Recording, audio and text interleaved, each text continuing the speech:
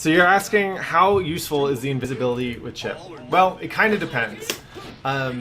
So there's oop, there's two things that you really get from Chipp invincibility or invisibility, right?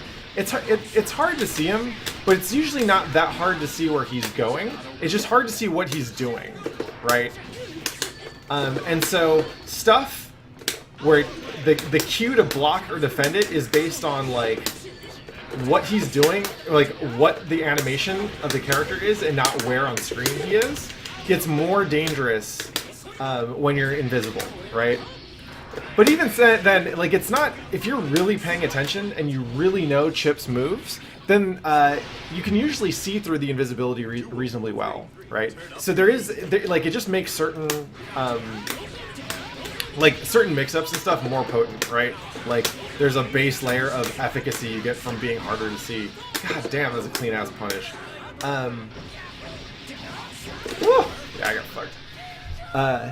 But the second thing it does is, well, and so the fact that he's hard to see means it'll make some people panic. If they're not confident with the matchup, if they're not confident with their ability to recognize his moves, then they'll just panic, and they'll usually either panic and block or panic and push buttons, right?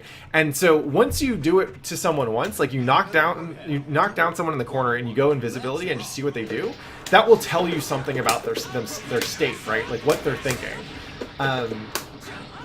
This is really good as like a personality test, basically, and you can kind of put together an idea of who the opponent is just based on how they react, right? And their level of familiarity with the matchup. The second thing it does is it gives Chipp something to do besides go in, right? Now, it's not that safe to do in neutral, but if I decide to, like, let's say my payoff for a knockdown, instead of going in for a mix-up, I'm going to go for invisibility, right?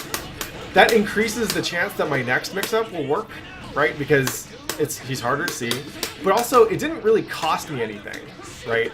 Like, I didn't have to risk Chipp's well-being. I didn't have to stick a button out there, right? No matter how clever my knockdown setup is, there's a chance that they can do something to beat it, right? And, oh, missed my air throw. And invisibility basically lets you say, hey, you know what? I'm going to go ahead and cash this knockdown in, but I'm just going to take an advantage that doesn't put me at risk. And for a character with low health, giving him the ability to do that is actually super powerful,